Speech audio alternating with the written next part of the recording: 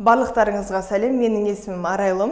Atomy компаниясында мастер-продаж деңгейіндегі серіктесі боламын. Бүгін сіздерге Atomy компаниясының маркетинг планы жайлы түсіндіретін боламын. Жалпы Atomy компаниясы махаббатқа құрылған компания. Себебі өнімін қолданып көрген адам бірден ғашық болады. Ал маркетинг планға ғашық болу үшін жай ғана оны түсіну керек. Маркетинг планды бір көргеннен түсіне алмайсыз, кім айтса да, себебі маркетинг планның әрбір өзіне келетін табысын, балдарын, қалай жүреді, қалай табыс түседі, тауар айналым қалай, барлығын түсіну үшін бірнеше рет қайталау керек, және де Atomy KZ сайтындағы нақты источниктен көре аласыздар. Енді Atomy компаниясына табыс қалай түседі, және де оны қалай біледі, сол туралы айтып кетейін. Ең бірінші Atomy компаниясындағы табысты біз компания қалай бөлетін жайлы айтайық.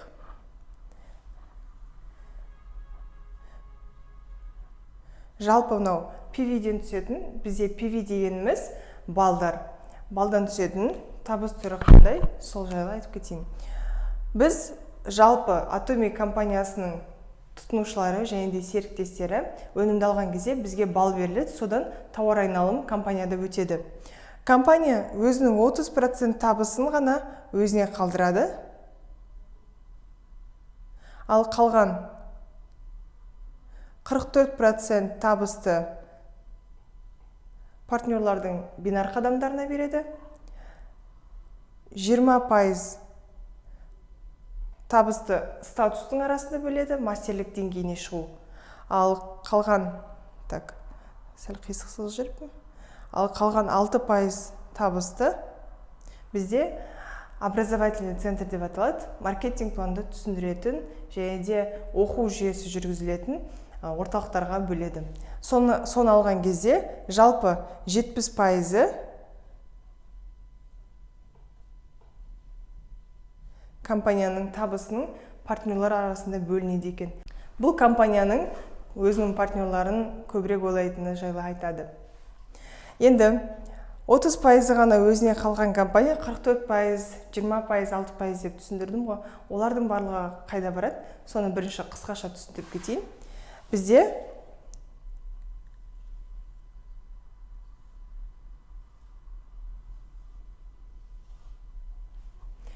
бинарная структура, маркетинг план бойынша. Бинар деген кезде адамдарда кішкене негативті көзқарас қалыптасқан, бірақ біздің бинар системасы жалпы классикалық бинар системасынан айырмашылығы бар. Бинар системасы жалпы бұл табыс табудың бір жүйесі ғана, ал оның ішінде бөлінуі әр компанияда әртүрлі. Біздегі бинар системасы бойынша, мысалға, сіз тіркелдіңіз. Сіз деп қойсайын. Одан кейін астыңызға тек қана өзіңіздің жеке 2 адамды ғана тіркейсіз, қалған адамдар осы адамдардың астына түседі.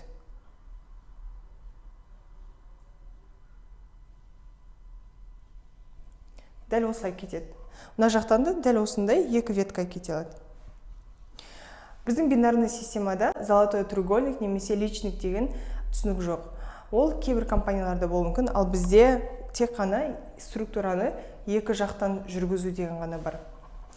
Бұл жердегі барлық адамдар структурадағы сіздің адамдар болып табылады. Тіпті мысалға сіз тіркелдіңіз, одан кейін адам астыңызға тіркелген 100-ші адамның өзі, мына жақтағы бір адам өнімді сатып алды делік, мысалға Химахим біздегі. Химахим ол бізде 55.000 бал береді. Яғни бізде балды жаңа көрсеткендей PV-мен береміз, 55.000 деп көрсетейін. Осы 55.000 бал сізге 100% қайталанады. Астыңыздағы қаншасыншы адам өнім алса да, ол групповой товарооборотқа саналады. Ал групповой товарообороттан бізде осы бинар қадамдары жасалып, 44% осыған беріледі. Енді топтық тауар айналымды қалай жасайды, соны түсіндіріп кетейін. Бізде топтық тауар айналымды, алғашқы тауар айналым 300.000 балмен жасалады.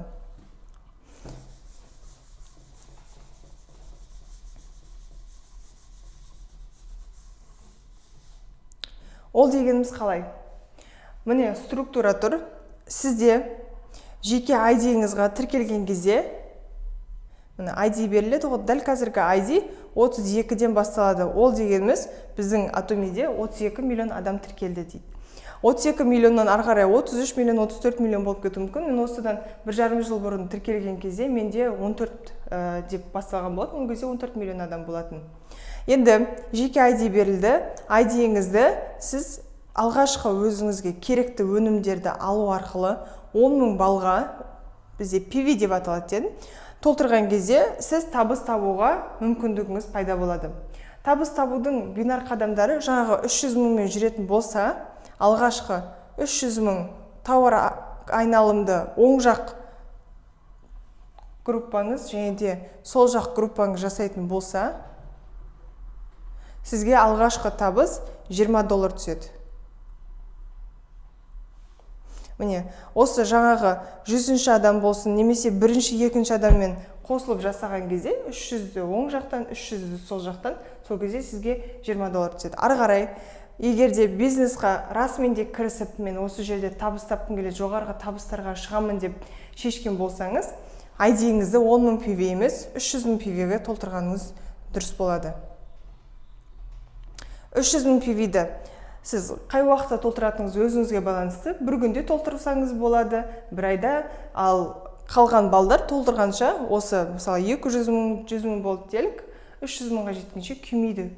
Және де бұл балдар сізге өмір бойы болады. Ең бастысы компаниядан шығып кетпеу үшін, системадан 6 айда бір рет өзіңізге керекті өнімді алып отырсаңыз болғаны, сіз компанияның серіктесі болып қаласыз. Енді 300 мың PV болған кезде не болады жеке ID-де? Сізде осылай, дәл осы 300 мың алғашқы тауар айналым жүрген кезде, оң жақ және сол жақ тармақтан $20 емес, уже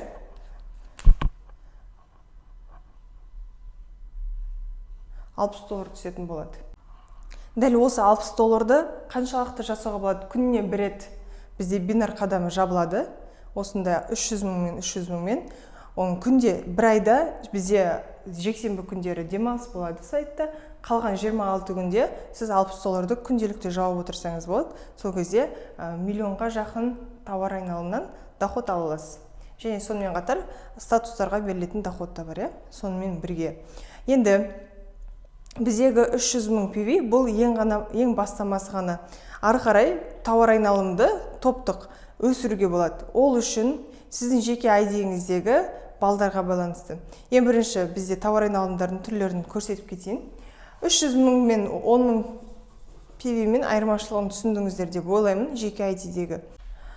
Біз тауар айналымның 300 балмен жүретінін айтып түсіндірдік. Сіздерге түсінікті болу үшін бұл 300 тауар айналымды тағы да басқаша қандай түрлерін істеуге болады, соны көрсетейін. Біздегі бұл бірінші деңгейі болып саналады, 300 мың бал. Одан кейін екінші деңгей 700 мың балмен жүруге болады тауар айналымды. Үшінші 1 миллион 500 мың мен.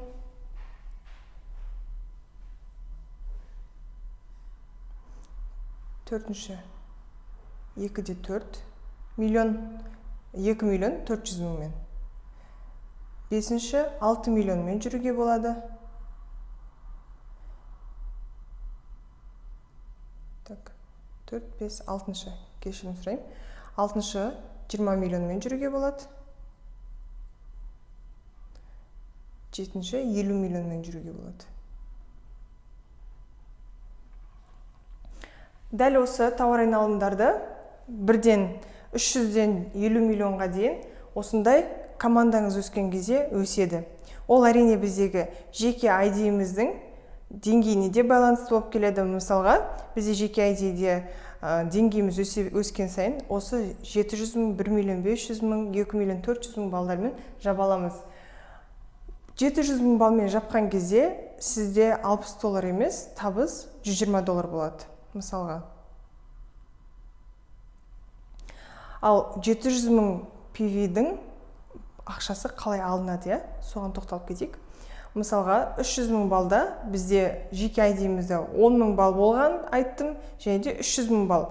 10 мың бал болатын болса, бізде множитель дегендер бар. Множитель 10 мың балға 5 болады. Бұл множитель бір коэффициентке көбейтілген кезде шығады. Ол туралы алдағыда түсіндірем. Енді 20 ғана доллар табады делік 300 мың баллдың. Ал коэффициенті жеке ID-да 300 мың болған кезде қанша болады?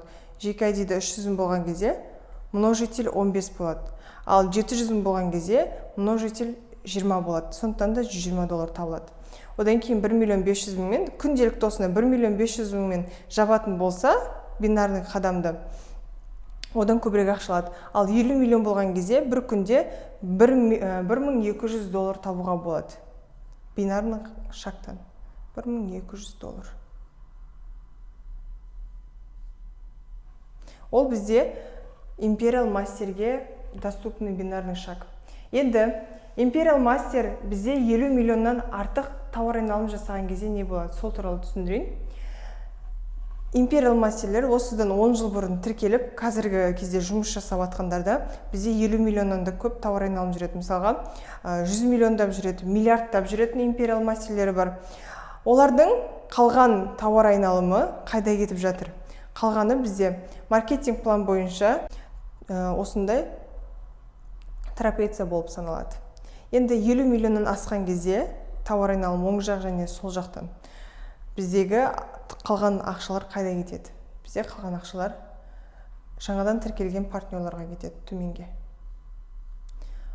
Олардың артылған балдарының ақшасы төменге кетіп, кез келген адам табысқа шыға алуға мүмкіндік алады.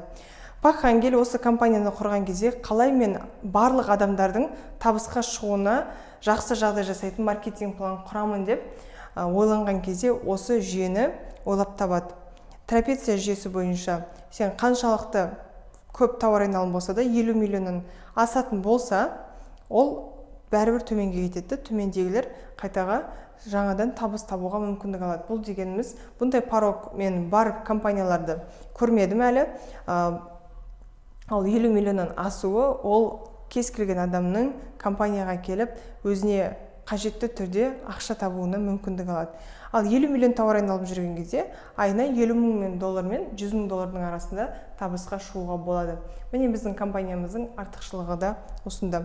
50 мың мен 100 мың доллар бір адамның өмір сүруіне жақсы айына жетеді деп есептеген. Сондықтан да осы порогты орнатқан. Енді ары қарай жеке ID-дағы балдарды түсіндіруді жалғастырайын.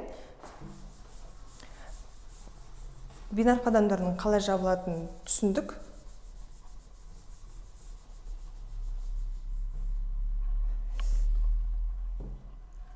Енді жеке ID-де бізде 5 түрлі деңгей бар. Жеке ID-мізді бірінші деңгейде 10 мың балға немесе 300 мың балға толтыруға болады. Екінші 700 мың балға толтыруға болады. Бұл бізде агент деп аталады. 300 мың бал болса, ал 10 мың бал болса торговый представитель. Негізінде мына екеуін бір нәрсеге сыйдырып жүрдім, ал екеуі екі түрлі. 700 мың бал болған кезде арнайы агент. Үшінші, одан кейін бізде жеке ID-інде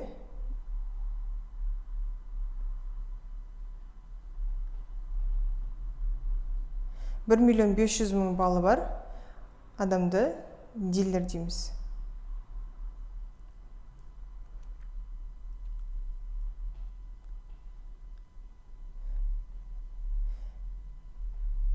Одан кейін 2 миллион 400 мың.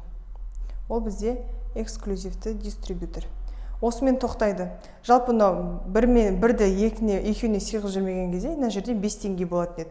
Енді бұлардың жеке ID-ді толтыруда қандай айырмашылығы бар? Жалпы алғашқы өзіңіздің 300 мың PV-ға толтырып, ары қарай мыналарға толтырмасаңыз да болады.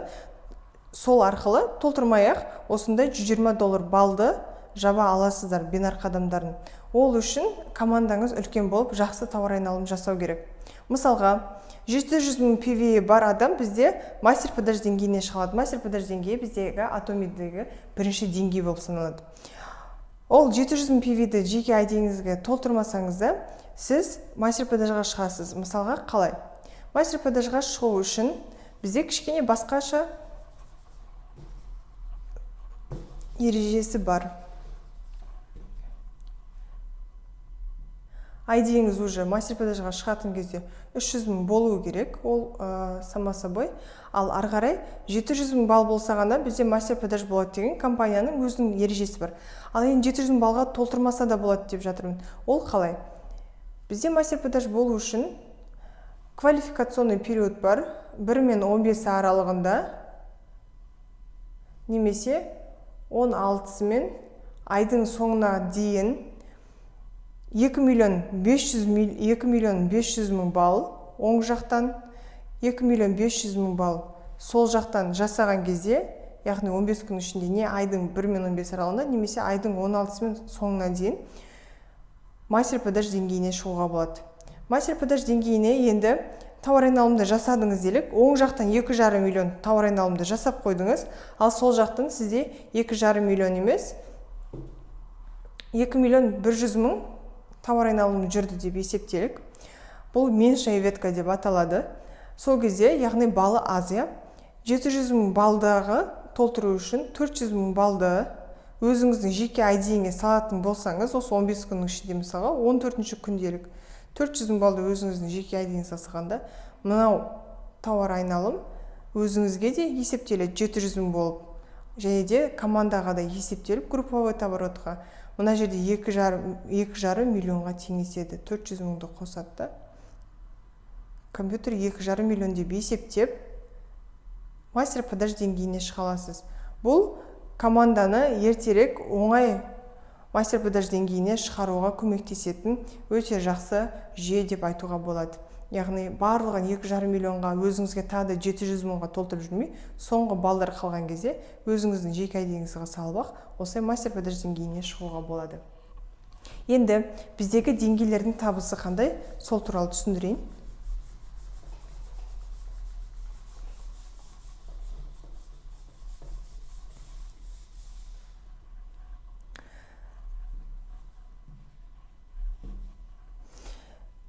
Бірінші деңгей мастер продаж деңгейі ғой. Мен жаңа множитель дегенді айттым, Множитель дегенге тоқталатын болсақ, мастер продажды түсіндірмей тұрып, 300 000 балда множитель 15 деп айттым. Және де бұл бір коэффициентке көбейтілген кезде бізде $60 болады дедім, Ал жаңағы 700 000 баллы болған кезде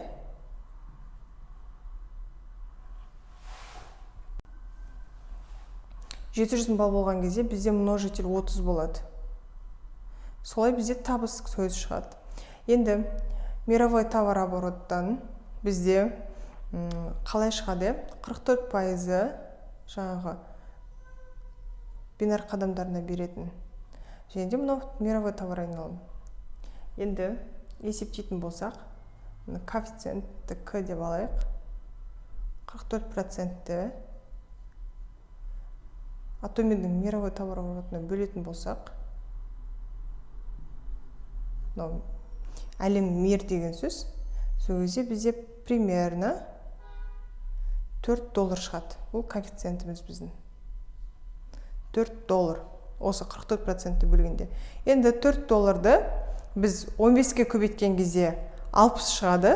Біздің $60 табысымыз 4-ті 30-ға көбейткен кезде $120 табысымыз шығады. Міне, осы $4-дан біздің множительдерімізге көбейту арқылы табыс көзі шығады екен. Егер осы множительдерді жақсы біліп алатын болсаңыздар, бинар қадамдарында дұрыс жабатын боласыздар. Және де бинар қадамдарындағы сіздердің балдарыңыз күйіп кетпейді.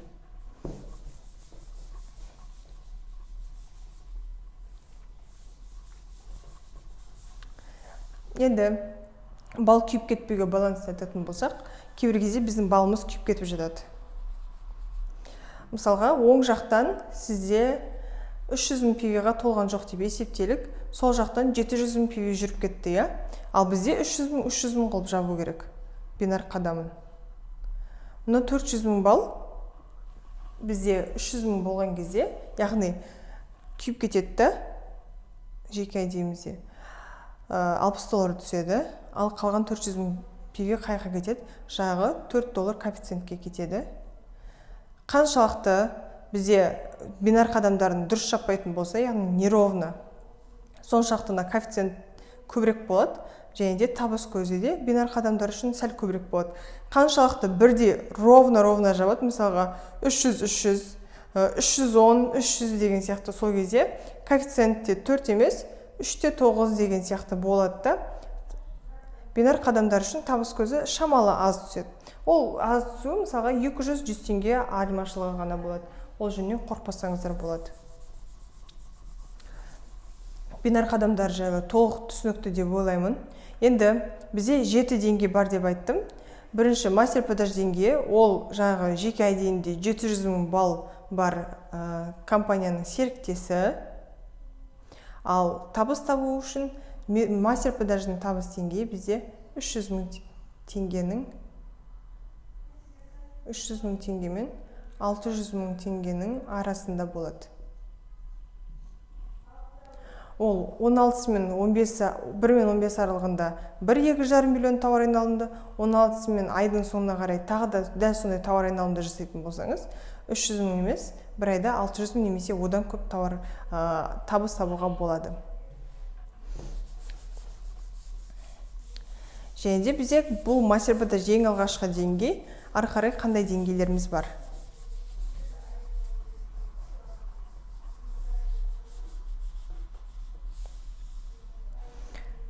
Деңгейлерді мен саты сияқты көрсетейін, сызып. Так, көрініп тұр деп ойлаймын. Көрініп тұр екен. Бірінші деңгей, екінші деңгей, үшінші деңгей, төртінші деңгей, бесінші деңгей, алтыншы деңгей, және жетінші деңгей. Бізде 7 деңгей бар, я? Бірінші деңгей ол бізде мастер-продаж жаңа көрсеткен. Мастер-продаждың оң жағы мен сол жақ тармағында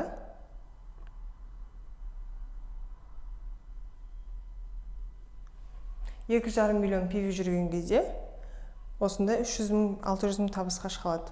1 мен 15, 16 мен айдың соңында. Дәл солай кейінгі біздегі деңгей бриллиант мастері. Бриллиант мастері ол тауар айналымы емес, позициясы лидерлер өсіру. Екі мастер-продаж оң жақтан, екі мастер-продаж сол жақтан шығарған кезде, бұл стандарт бойынша компанияның одан да көп шығаруға болады әрине. Сол жақтан оң жақ тармақтан екі мастер-продаж шыққан кезде 1 мен 15, 16 мен айдың соңына дейін сіз бриллиант мастері боласыз. Бриллиант мастерін дәл солай айдың басында және айдың соңында 2 рет подтверждать еткен кезде сіз 600 000 немесе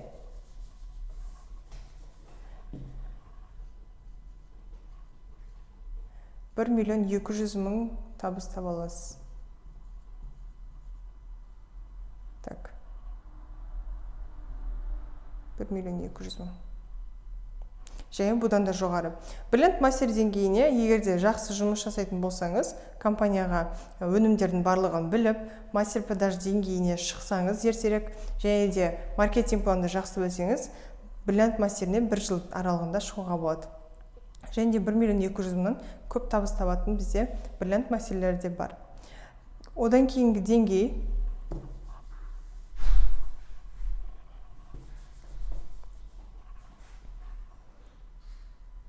Шарон розасы.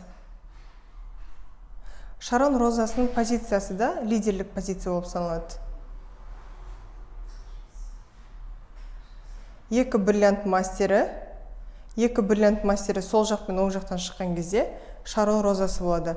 Барлығы осы квалификационный периодқа келіп тіреледі. Шарон розасын дәл солай 2 рет қайталауға болады. Айына 2 миллион мен 4 миллионның арасында табуға мүмкіндігі бар Шарон розасының.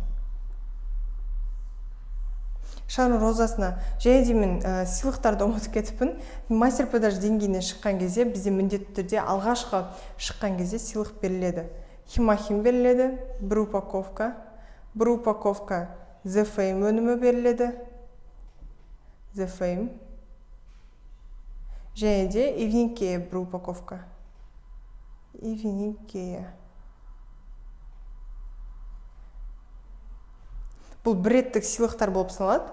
осы сыйлықтарды береді. Одан кейін бриллиант мастеріне шыққан кезде дәл осы сыйлықтар қайталанады, және де қасына ноутбук қосылады.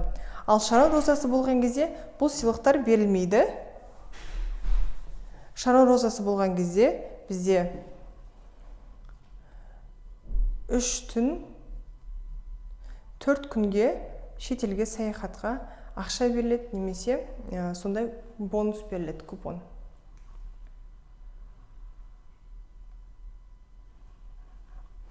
Осындай сыйақы беріледі.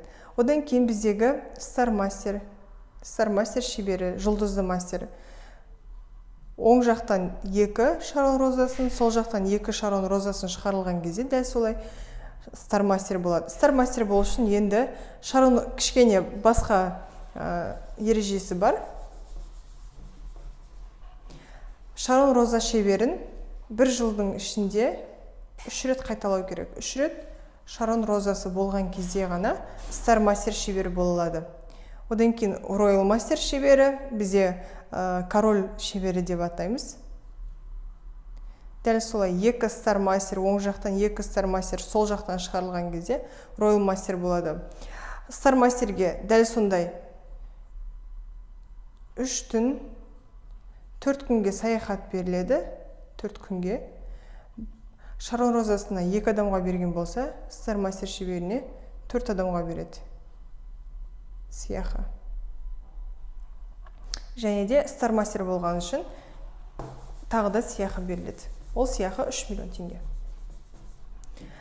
Royal Master болған үшін, Royal Master болу үшін 3 рет Star Master шеберін қайталау керек.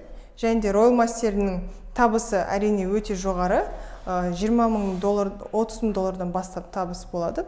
Royal Master болу үшін болғаннан кейін уже 10 күнге саяхат беріледі 2 адамға. 2 адам. Және де көлік беріледі арендаға, люкс качестволы. Көлікті арендаға береді. Royal Master'ды сіз келесі айда қайталасаңыз да, қайталамасаңыз да, көлігіңізді компания алмайды. Көлігіңіз келесі деңгейге шыққанша сізбен бірге қалады. Сосын Crown Master'ы. Crown Master болу үшін 2 рет Royal Master'ды қайталау керек. Одан кейін дәл осындай 10 күнге саяхат беріледі Crown Master'не. Және де бұл көлік емес, уже басқа көлікті береді. Классом выше машина беріледі. Машина еще классом выше. Ол да дәл солай Crown Master болсаңыз, Crown Master'ын қайтадан қайталасаңыз да, қайталамасаңыз ол машинаны алмайды. Машина бір реттік берілді ме, келесі деңгейге шыққанша дәл солай тұрады. Дәл сондай 10 күнге уже 2 адам емес, 4 адамға саяхат беріледі. Одан кейін Imperial Master'ы. Imperial Master болу үшін екі жақтан Royal Master болу керек, Crown Master болу керек, кешірім сұрайым. Crown Master болу керек, және де Crown Master'ды 3 рет қайталау керек.